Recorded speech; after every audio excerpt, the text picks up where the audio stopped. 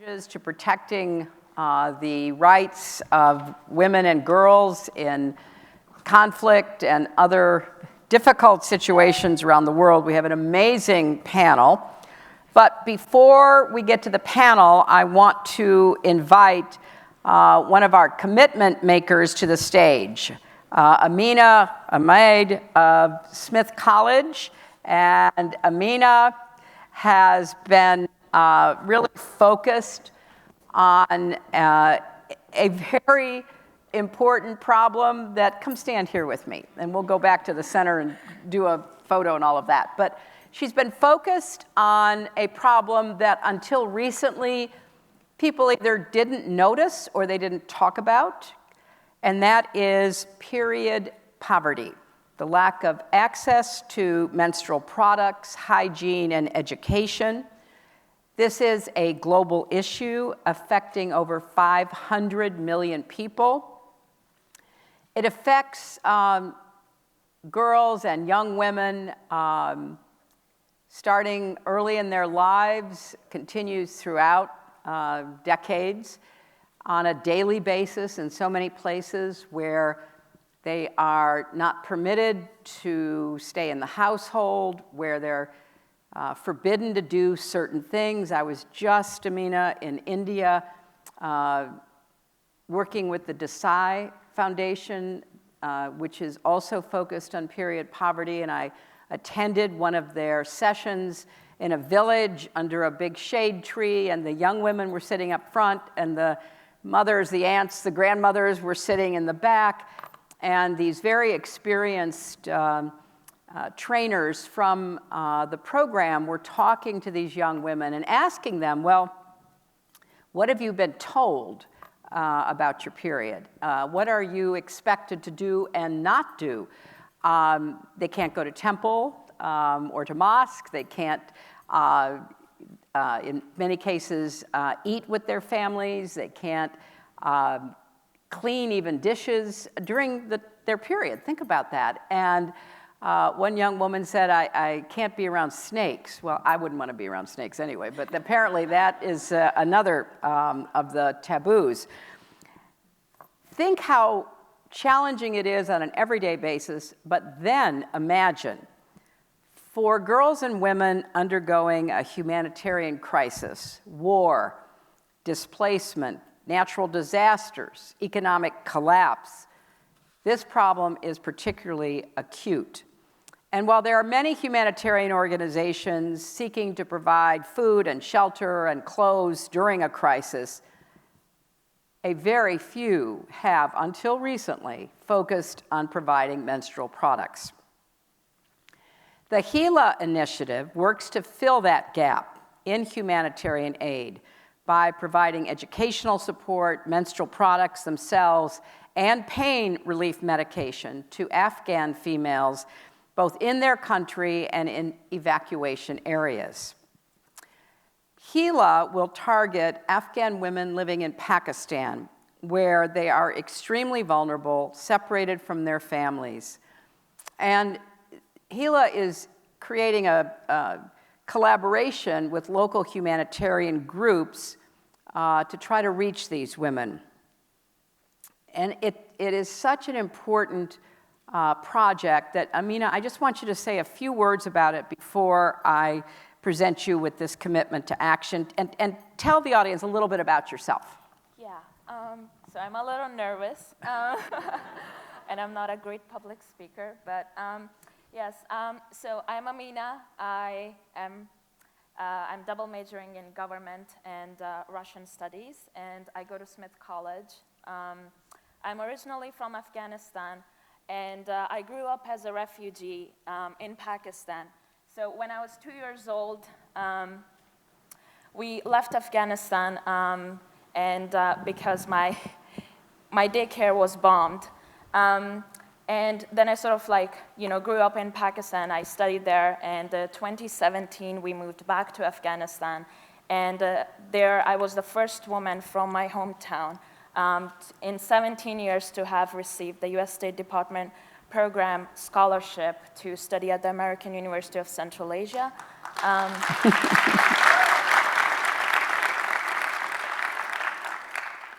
And I did my first 2 years in COVID in, in Bishkek, and then I decided that I want a change of place. And therefore, I felt like Smith College would be a best fit for me, just because of the great work that they do with empowering women. And yeah, and I felt like I would best fit there. And so during my third year, my junior year, I transferred to Smith. And unfortunately, the timeline was not great because during my third year, the collapse of Afghan government happened. And but as a student, so given the opportunities for me, especially in Afghanistan, you know, now studying at an elite college, this all has been only possible because of the generous scholarship program that I got, both from Smith and the State Department. But unfortunately, that's not a possibility for many women back home today. And that breaks my heart. So as a student, I came up with this initiative. And I've been involved in refugee work since I was 12 years old, when I used to translate in Pakistan with UNHCR for Afghan refugees from Urdu to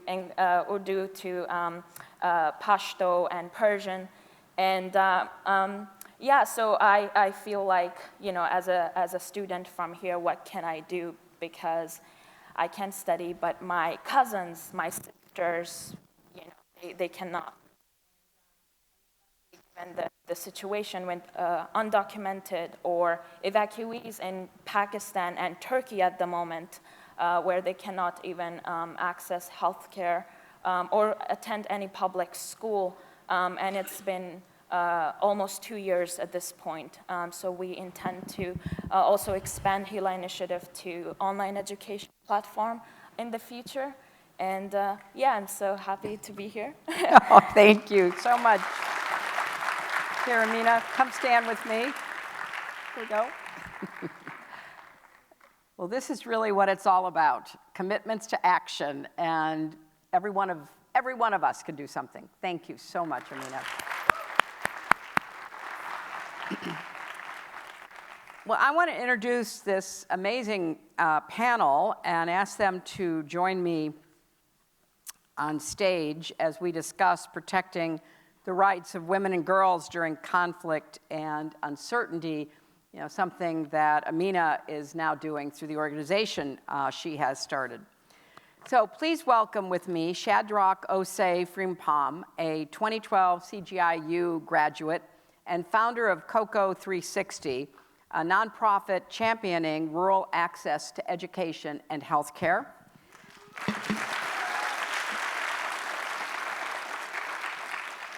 Amanda Nguyen, the CEO of RISE, an extraordinary organization that is helping citizens confront injustice and rewrite unjust laws. Thank you so much, Amanda. And our third panelist is a longtime friend of mine, Michelle Nunn. She is the president and CEO of CARE USA, a humanitarian organization fighting global poverty and hunger. Thank you, Michelle. Well, there is so much to talk about. I want to cover as much as possible. So, Michelle, let me start with you. You know, during the early days of the Me Too movement, you were particularly vocal about the lack of rights for women in the workplace. And since then, the International Labor Organization, known as ILO, has established the first global treaty focused on preventing violence and harassment at work. Now, this sounds like great progress, but what are you actually seeing in practice, and what more needs to be done for women around the globe to feel safe when they go to work? Well, thank you. It's an honor to be here and to be among these amazing change agents. You know, it was a big step forward to have the passage of this ILO convention, and hundreds of thousands of advocates ensured that it became a reality. And the key is that is a UN convention that now needs to be translated into actual laws in countries around the world. So actually, it's hard to believe, but almost a third of the countries in the world have absolutely no legal prohibition against sexual harassment in the workplace. So if you can imagine what it means to go into the workplace, we see what it means when we have legal constraints and we still have high incidence. But imagine if that was not possible, if that was not the case. We did a survey a couple of years ago in Egypt. 63% of the men that were surveyed said that it was actually acceptable and it was perfectly normal to demand, for somebody who is an employer to demand sex from the person who worked for them. So, we have to deal at the legal level, and we still have a long way to go at that level, but we also have to deal at the cultural and social norm level. And there are many reasons that we can be, I think, optimistic about the galvanizing capacity of women and men to join together to create the change that we want to see, but we still have a long way to go. That is for sure. Shadrach, you are a CGIU alum, and you're the founder of Coco 360. And as I understand it, that organization has girls' education at its core. And obviously, I am thrilled by that and very supportive because it's critical to engage in action around women's rights. But frankly, it can be kind of rare for men to recognize that and to take the lead. Tell us a little bit about your story and what inspired you to make sure that girls and women's education was your primary focus. Yeah, thank you. I think what led us to do that work in many ways echoes what Michelle shared earlier. So I've been a very fortunate brother to 4 amazing young women, and so while I've never lived a day in the life of a woman, I've sort of caught a bit of a glimpse into that kind of experience. And then just really growing up, seeing the kind of challenges that they navigated. My older sisters could not have access to education because of so many reasons. And seeing these things firsthand, witnessing what they could have been if they had the opportunity. And particularly looking at my story, when I was in elementary school in the village, I always placed third. The first, second positions were young women who were way smarter than me. I think to myself, if I could leave that village as somebody that placed third and go all the way to Ivy League schools at Penn, Yale, and all these places, I mean, how far could these young women could have gone? Mm-hmm. And so I read back to the community, asked my parents where I did it, said, well, they're all farmers now, they're here in the village. And I talked to myself, wow, what a missed opportunity for the world. Who knew if in their minds were containing the cures for HIV, cancer, Alzheimer's? These things we've been battling for ages. So that's what first drove me. The second thing is at the University of Pennsylvania, I majored in, I did biology, and in the fall I'm heading back to Yale for medical school. And one of the things we know so well in medicine and public health is social determinants of health. And historically, I think for a lot of men, they're so tuned to, at least many in my generation, see, it as just a pure gender issue. But when we begin to understand that, look, if you educate young women, you may be stopping a lot of unintended sexually transmitted infections that can actually end up to you. So we all win in the end. And I think for us, that has been the motivation, that has been the driving force of the work that we continue to do. Yeah. And what country did you grow up in? I grew up in Ghana. Yeah. And when you go to medical school at Yale, are you thinking about going back to Ghana? How are your future plans materializing for you? No, I've taken inspiration from, I think many people here may know, and he actually met him at the CGIU, the late Dr. Paul Farmer. Yes. I came to CGIU, I met him, people may not know. When he died last year, I applied to medical school. I thought his work cannot stop. I wanted to continue it. And I became, I think from then, very obsessed. And I met him at CGIU at Arizona State. He looked me straight in the eye and he said, look, listen, I've done a lot of work on the continent in Rwanda and in a place like Haiti. The biggest need is social determinants. And so I know you love public health. I was doing my MPH then, but think about going to medical school. So when he died, I thought, look, here's a man that lived on both sides of the world. He was pushing academia at Harvard Medical School as a faculty and a physician, and at the same time, he was always on the flight with Jim Young Kim, and they were driving that narrative. If I'm so fortunate to be able to leave a little bit of that, that's what I hope to be able to do. That's a wonderful tribute. And for any of our audience who don't know about Paul Farmer, please, as soon as we're over here, Google him. Find out about him because he's one of my heroes. Amanda, you have such an inspiring story also of taking literally democracy into your own hands to fight for the rights of sexual assault survivors in the wake of your own traumatic experience.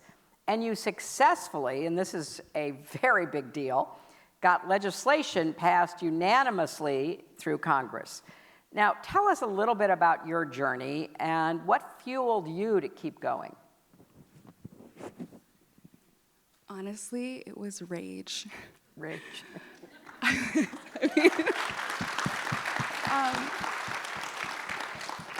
I still remember what it felt like to walk out of the hospital after my rape kit examination. It was 6 hours long, and most people don't know that it can take 3 to 7 hours. It's because it's forensic evidence collection and life-saving medical attention. And I had never more fully understood the definition of lonely than at that moment. I remember the first time I went to these pro bono lawyers who told me that the conviction rate was 1%. And they said, you deserve the right to know that it will take 2 to 3 years of your life and that it's 1%. And I thought to myself, this life that I had tried to build, my parents are boat refugees from Vietnam, so there's this pressure as a daughter of immigrants, and I wanted to be an astronaut, and I still do. And I was just like, oh, I have to choose between my justice or my career. And then I found out that in the state of Massachusetts, my rape kit, untested, could be thrown away, destroyed, without being tested at 6 months, even if the statute of limitations was 15 years. And I felt so betrayed. I had done what they tell victims to do: go to the police, go to the hospital. And I was met with this Kafkaesque Saw game that survivors have to walk through. And I remember walking into my local area rape crisis center, and there weren't enough seats for us in the waiting room. And I had cared about this issue before, but I had no idea. And that's when I realized that my story isn't mine alone, and that I had a choice. I could rewrite the law or accept this injustice, and one of these things is a lot better than the other, so I rewrote it. Well, a lot of people ask me, where'd you get this courage? And my mom went through literal tidal wave storms, beat the guards, actually survived pirates. So what's emailing a senator, But that rage actually ran out. What sustained me was hope. And it was that actually my voice does matter, and that when I'm sitting across from a senator or from very important people, that actually I do have the right to be there. That if I bring forth ideas, and that if I try to tell my story, people would listen. And I just, the first time that I did talk to politicians, it was terrible. So these people told me, oh, well, it's not gonna help my election. And I was like, oh, okay, well, thanks for being so honest. And I went home and I cried, and I was just like, I just need somebody to tell me they love me. And the next morning, as a pathological optimist, I went back into the US Senate. And in my ride, I met this Uber driver, and he was kind of stoic. Didn't really talk to me. But at the end of the ride, he asked me, why are you going to the Senate? And I told him, and this one stoic man started crying. He turned to me and he said, my daughter was also raped. And when he stopped the car, he said, can I shake your hand? Thank you so much for fighting for my daughter. Has anyone told you that they love you today? I love you. So it's that hope. Oh, wow. I love the arc of from rage to hope. That's an important reminder. Michelle, you recently penned an article in The Hill called "The Hunger Crisis is About Gender." Now, I think a lot of people may not have ever looked at food insecurity and hunger through a gendered lens. So why is it important for us to do that? And are other crises, in your opinion, really in the same pattern that we have to look at them through a more gendered lens to understand what's really at stake? Yeah, I think it's absolutely true that every crisis has a gendered impact on women and on girls, and I think it is really important that we recognize that. One of the things that CARE does when we respond to a crisis is we do a rapid gender assessment. So whether that's after the earthquakes in Turkey and Syria, or whether that's after a natural disaster, there are disproportionate impacts on women and girls. We talked about period poverty earlier, and we talk about sexual and reproductive health. The highest degree of maternal mortality happens in zones of conflict. And we talk about the hunger crisis, but what people don't necessarily recognize, and what even the sort of headlines don't tell us, there are 150 million more women and girls that are hungry today than men and boys. And you can imagine some of the dynamics. Even though women are producing in Asia and sub-Saharan Africa, the majority of the food, they are disproportionately sort of constrained in terms of their access. And of course, mothers often eat last, or they eat the least in order to ensure that their families have the capacity to carry on.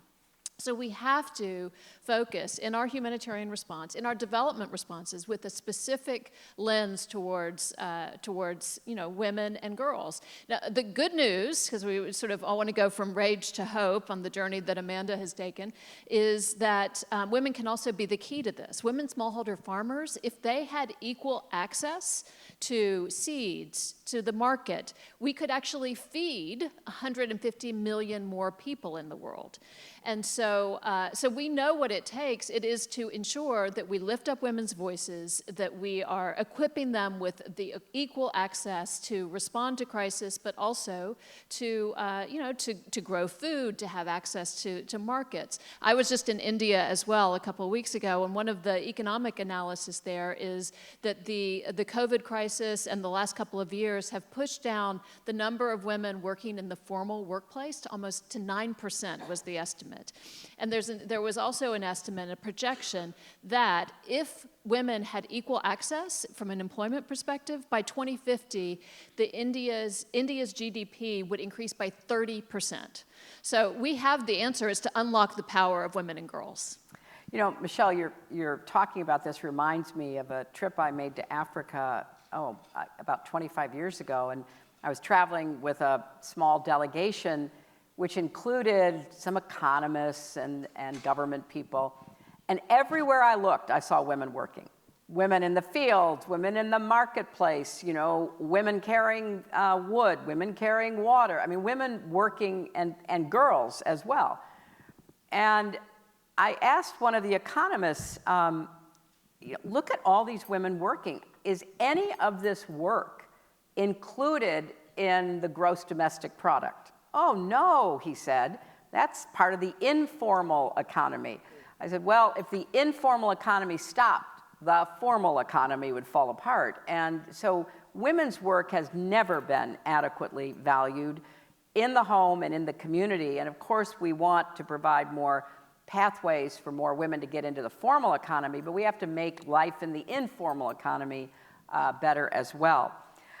Shadrach, you also recently co-authored a paper in the International Journal of Infectious Diseases about community engagement during pandemics. So what can we learn from that research that particularly applies to women and girls during a crisis? Yeah, great question. Many of that really interestingly touched on, what you highlighted in terms of many women actually being the forefront of being at the forefront of the informal economy. And this was a paper I co-authored with my mentor back at Yale, Professor Dr. Elijah Pinsel, who is the Chief of Pediatrics and Global Health back at the Yale School of Medicine.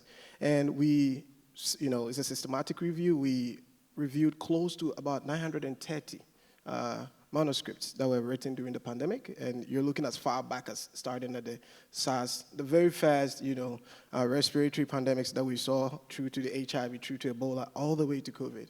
And one of the fascinating things we found was that, first of all, at the very forefront of everything was community engagement was what actually stopped the pandemic. In some rural areas, they were so rural and remote to the point that aid from international organizations could not get there in time. But these community folks were so resilient that, they looked at some of the herbal stuff that they have. They galvanized some of their younger people, trained them to go door to door and actually lead that charge. Now, in one particular community, in the Migori County in Kenya, I still, that vignette is so close, very clear in my mind, because there is a scene where we, when we reviewed the study, we saw that they found out that the survivors of the Ebola pandemic were the ones that were much more critical to getting other people to go get tested and treated. But they found out that in that particular community, the women were much more respected. Now, that was the first to me, because I grew up in a rural community that's, in many ways patriarchal. Man, when my father is talking, my sisters would just walk out of the door. Like, yeah. It's like, hey, we're talking. You don't even have to. It was that kind of thing. But seeing another context where the voices of women were much more valued, I began to think about the importance of context. And so in many of our studies, we found out that these communities knew themselves so well. And in some communities, in fact, during the pandemics, those that got aid later, they let their women to actually lead the charge in community public health education.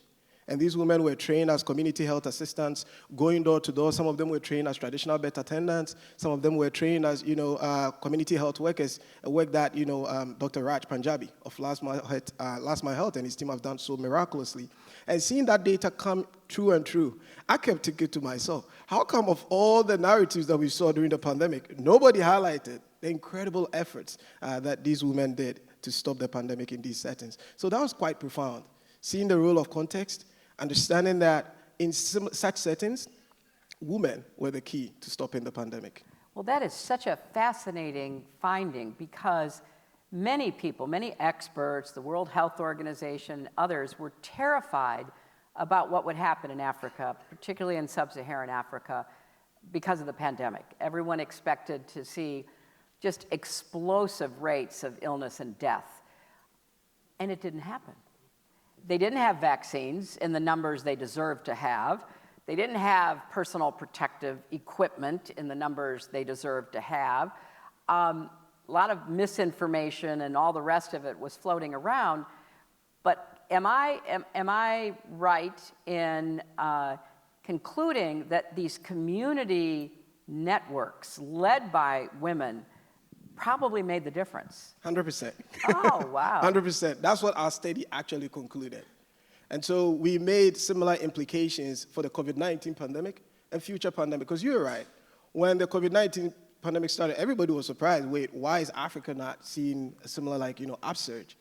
What people did not realize is that these were settings that have experienced pandemics over and over again. And so they've built tough muscles of resilience.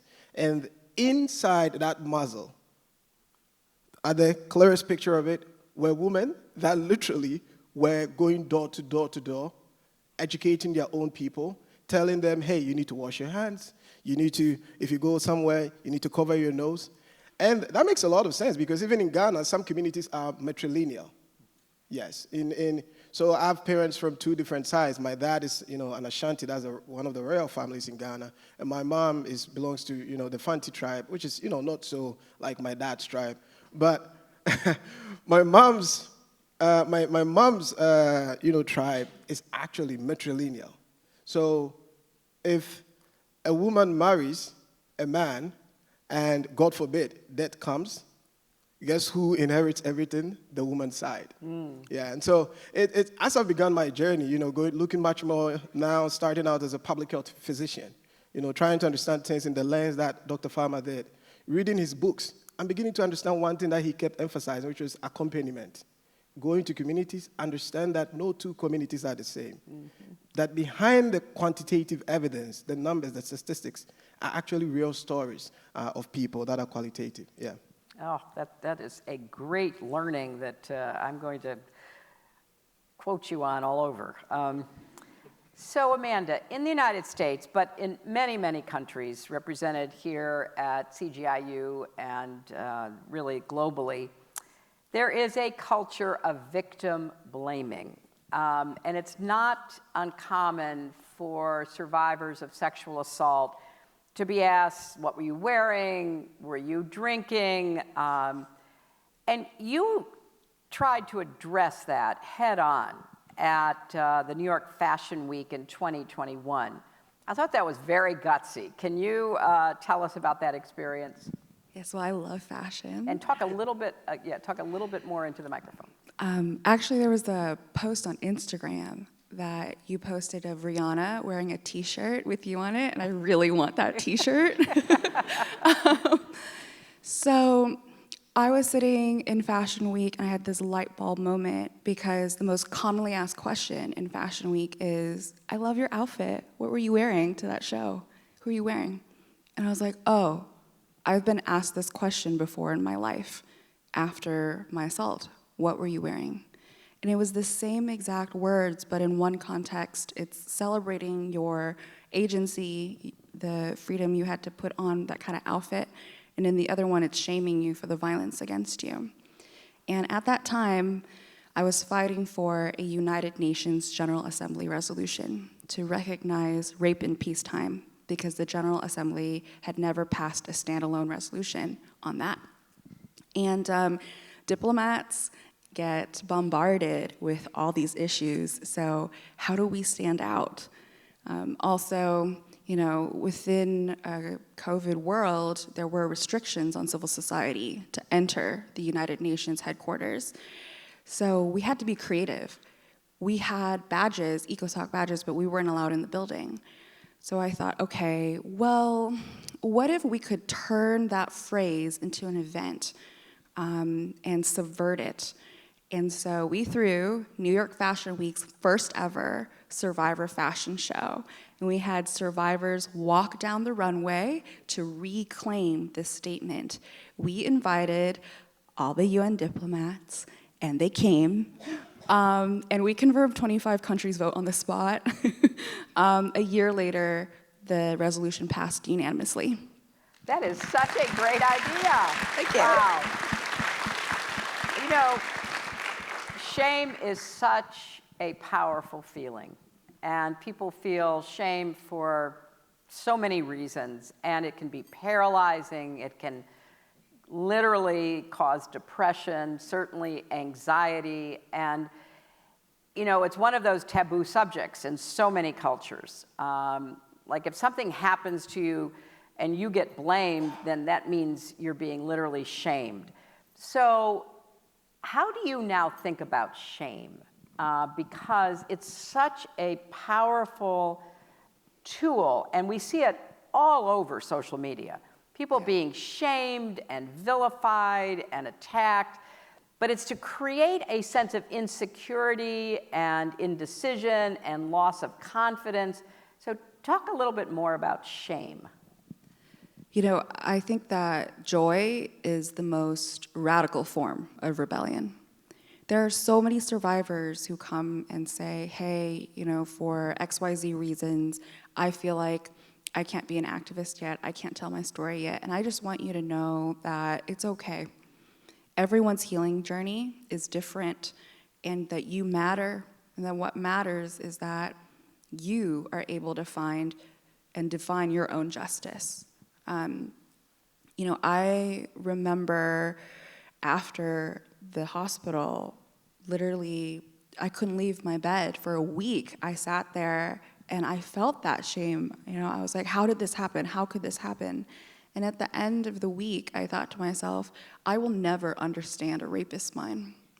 And so I don't have to. I will never find that closure if I seek it from him. And, I want folks to understand that all of our voices really do matter. And I just wanted no one to have to go through what I had to go through. There's often this weird position that trauma survivors are placed in, especially sexual violence activists, where we're on this glass pedestal in this glass box, voyeurism, expected to perform our pain forever, and we're not allowed to have that joy. We're not allowed to grow. And if we deviate for a moment from that expectation and the imagination of the powerful, of what we are supposed to be, then people will shame us for it. And after a while, I decided I can't live by the imagination of a million people. I will always fail someone. And so I would rather just be myself. Oh, that is so important. Wow. I really appreciate the way that you talk about how you feel shame, and then you try to recover from feeling that shame, and there are people who, frankly, want to shame you for recovering from the trauma. And, I think the whole issue of trauma is finally getting the attention it deserves, because there are so many kinds of trauma, and we've not understood it, and we've not appreciated how common it is. And it's not just individual trauma, there can be generational trauma and community trauma. And, certainly in your capacity, Michelle, as president of CARE USA, you have the opportunity to see firsthand some of the worst things in the world, the infliction of trauma through war and natural disaster and starvation and assault and everything that goes with it. But you also see how people build back, the way Amanda's talking about reclaiming her life, right?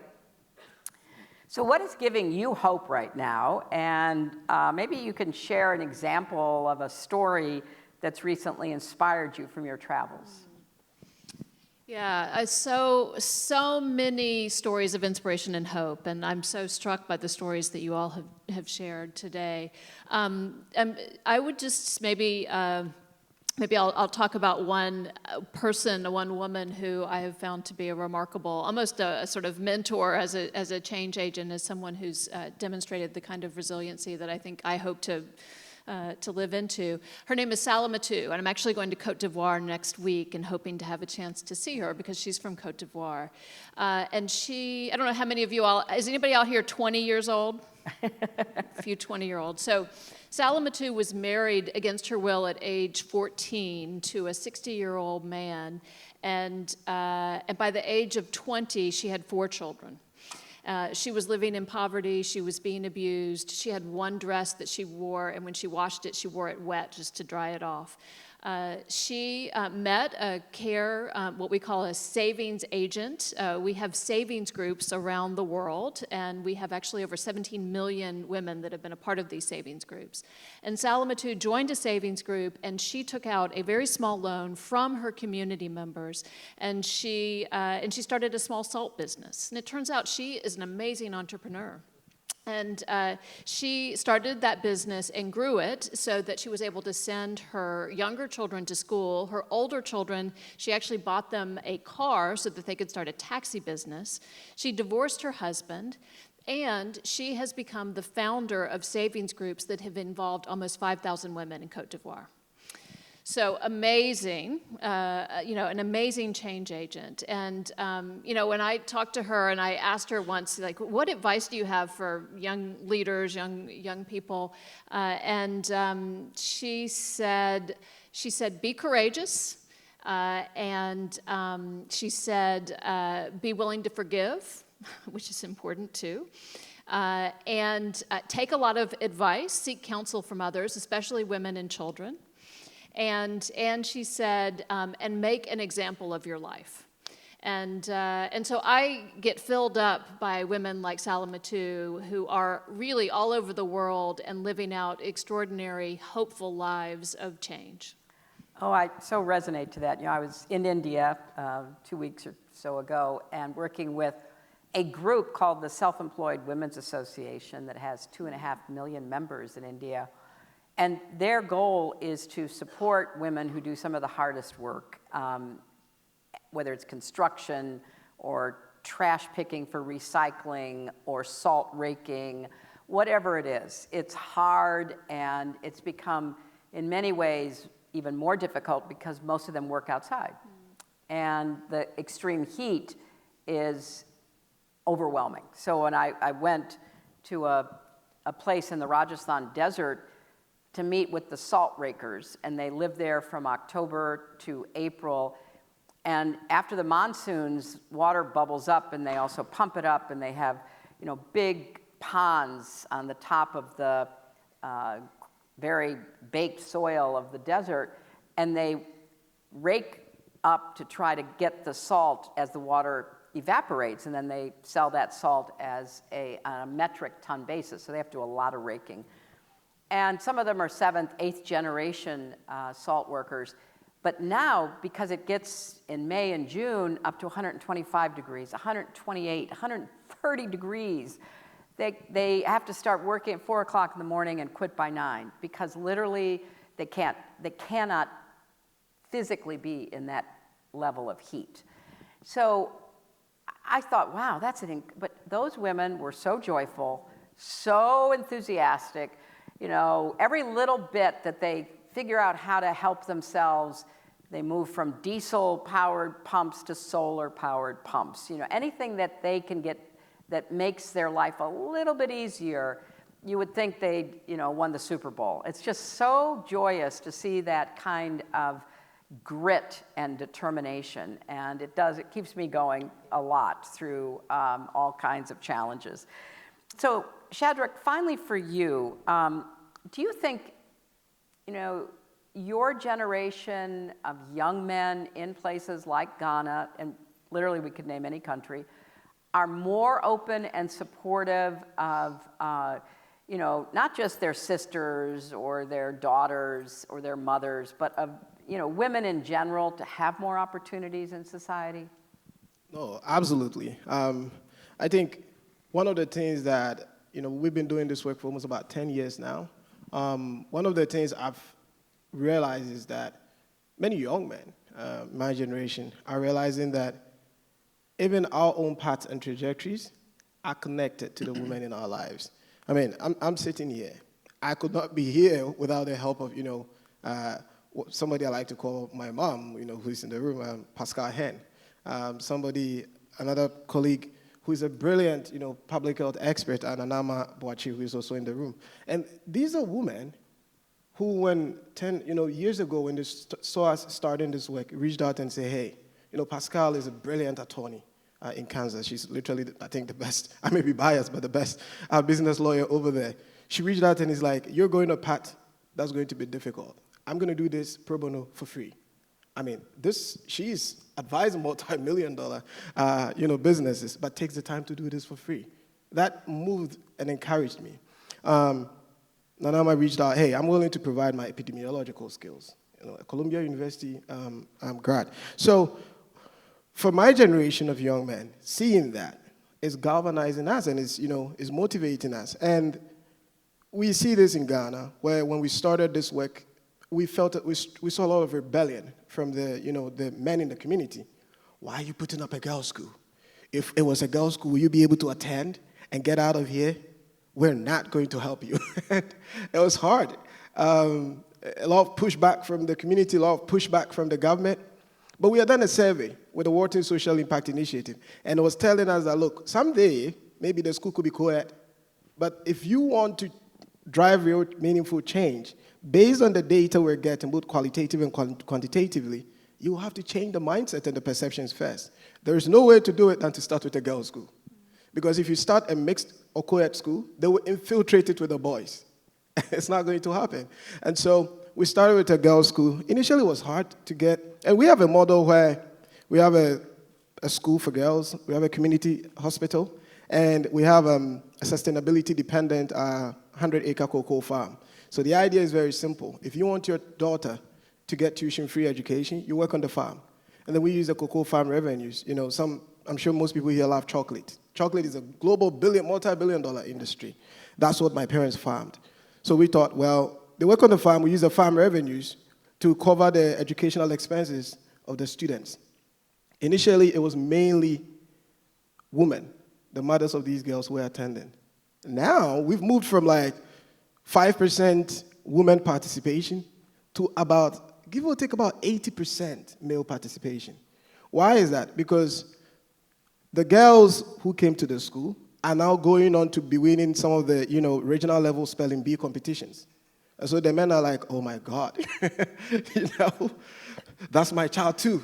Yeah. And they see them on TV and they're like, oh my God, yes. And we're seeing that. Another phenomenal thing I loved so much is these women started driving the movement for us, but their hard work and efforts have finally gotten us to generate enough revenue from the farm to now be able to even integrate boys. The same mothers came to us and said, well, thank you, we've done a great job over the past 6 years, but I don't want my brilliant daughter in this school to grow up and marry an asshole.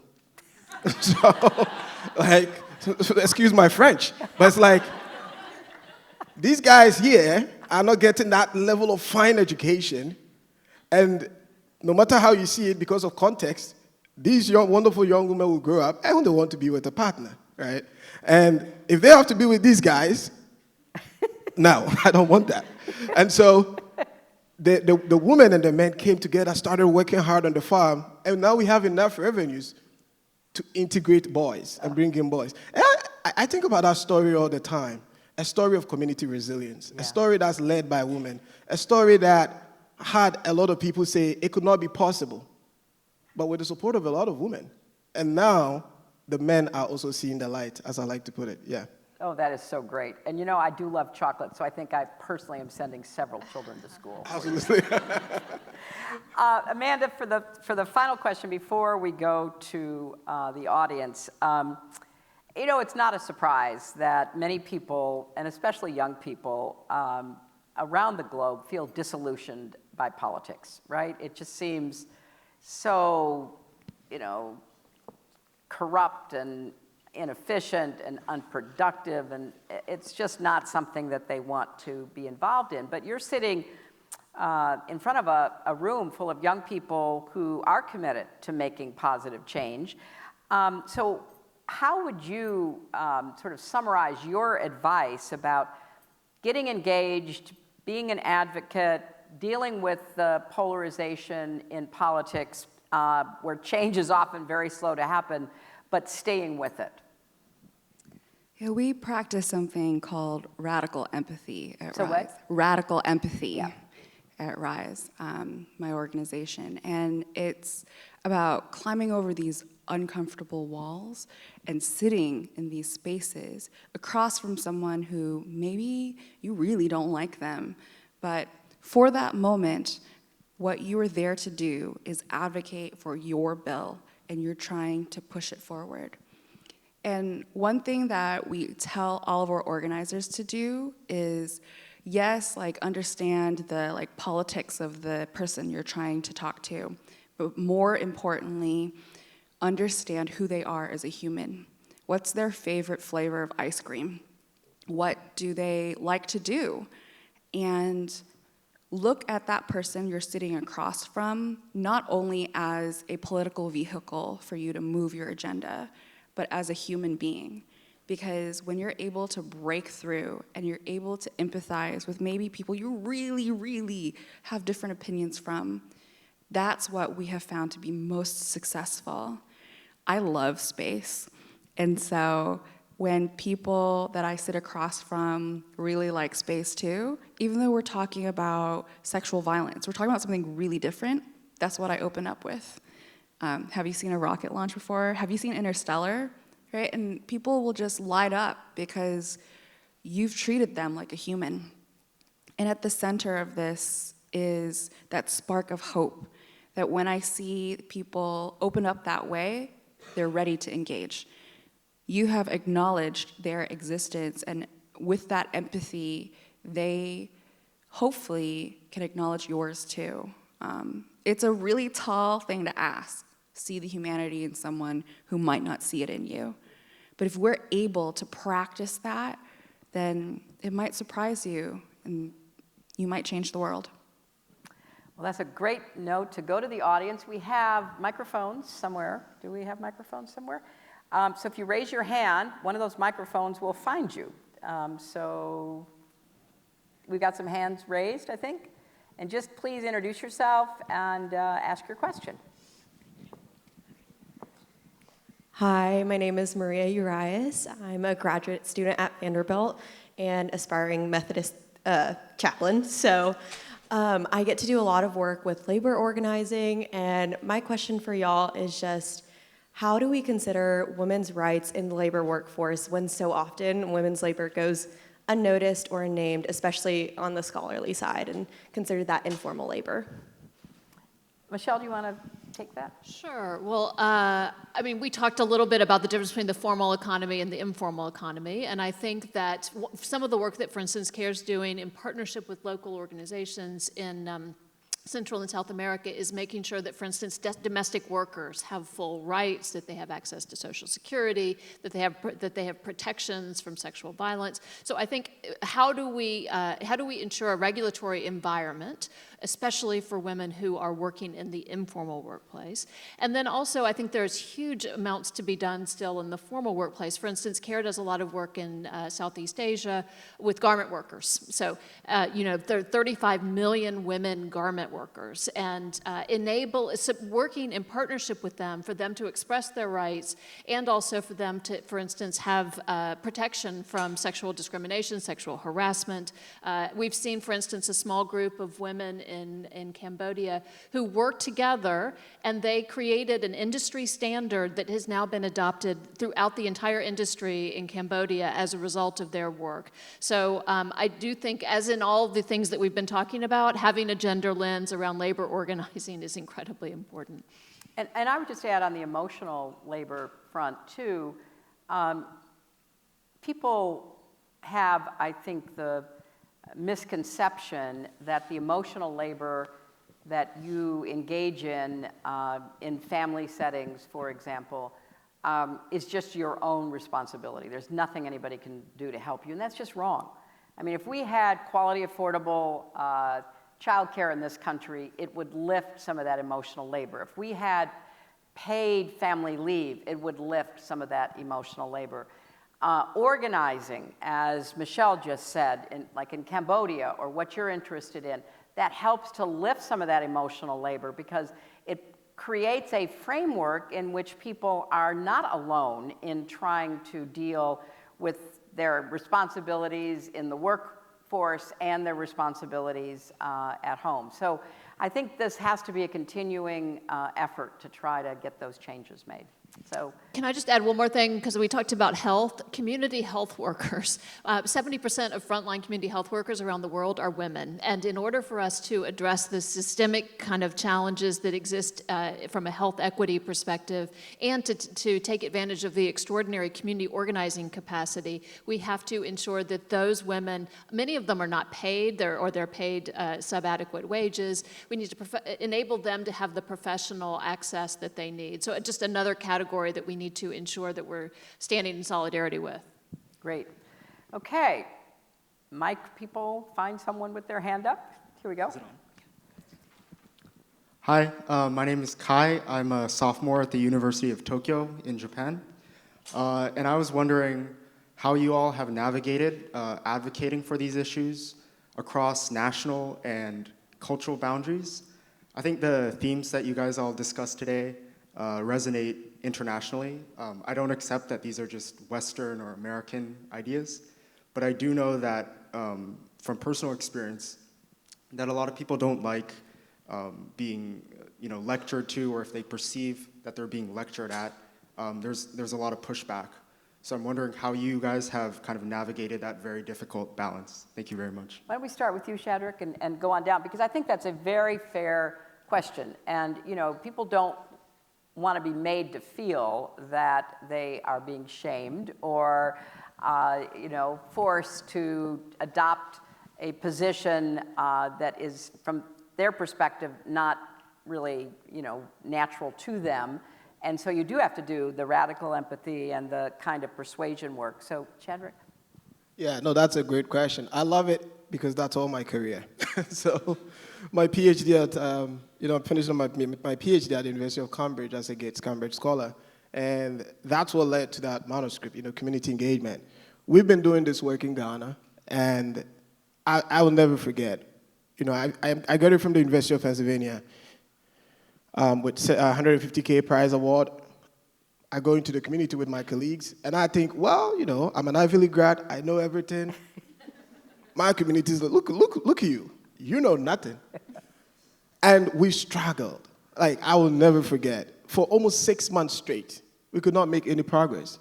Because, admittedly, back then, my naive young self thought, we have all the answers. I've heard everything in an Ivy League school, I have the answers. And quite honestly, I've been coming to CGIU events. So I'm like, yeah, I'm a social justice warrior. I got this. But I will never forget. One day, my mother woke me up in the middle of the night. It's like, listen, man, you have to come back to their level. You grew up here. We took care of you. You can come back and start speaking the slangs and all that. Speak the local language. Dress like us, then they will pull closer. And so, with her brilliant suggestion, my colleagues and the team, we realized that we had to create what we call a village committee. And now, the village committee has officially been integrated into our board of directors. Because to me, I find it quite bizarre, and this is something I'm seeing through my PhD evidence. It's quite amazing that when you look at current forms of development, more or less it's like neocolonialism. An organization's board of directors are probably purely white Western males based in the West, and they drive all decisions that affect people in rural Ghana.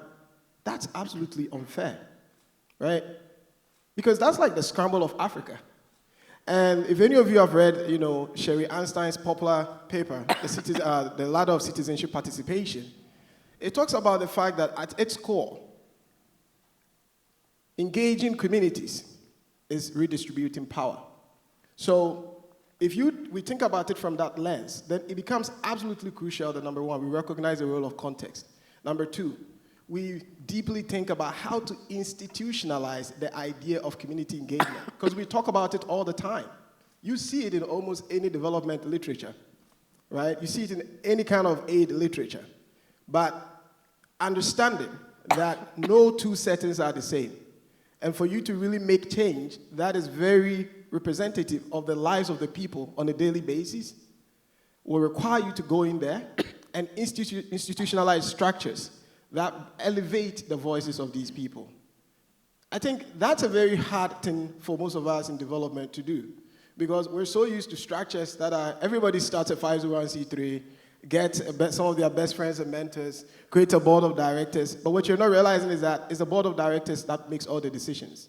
They hold all the power that affect people. So that's one of the things I've learned, in my work, in development, and also through my PhD. We're collecting all the evidence, and it comes through very clearly that if we don't begin to think about how to radically institutionalize engagement, we'll be moving towards more or less, causing the very harm that we claim to be fixing again. Yeah. Michelle, do you want to add anything? I think you said it beautifully. I would just say I think the change led by local communities, and for them to see, for instance, the value in it. Maybe one small example, I mentioned Egypt and some of the social norm challenges for women there. Many women were having great difficulty, for instance, getting to work because they were going through a gauntlet of sexual harassment. So a group of women and men came together and they trained the tuk-tuk drivers, and they became, when they went through a certain amount of training, they had a sticker on their tuk-tuk and they were certified and they became champions, and they started to go out and become sort of the change agents in community against this sort of sexual harassment and discrimination. And by the way, they started earning a lot more money as tuk-tuk drivers because they had a built-in audience. And so I think we start to see the productivity, the yield of this sort of gender equality in many ways, and that becomes a re-inspiring and virtuous circle. I think that question is a great one to close the session on because we've run out of time, but it's also a good reminder that, understanding where you come from, and if you want to be an agent of change, if you want to make that change where you come from, you can't forget where you came from. And that you have to also have that radical empathy that Amanda was talking about to try to connect with people you don't agree with. And you have to look for creative solutions, like the drivers to help the women get to work in Egypt. So please join me in thanking our panelists for this really wonderful discussion. Thank you all.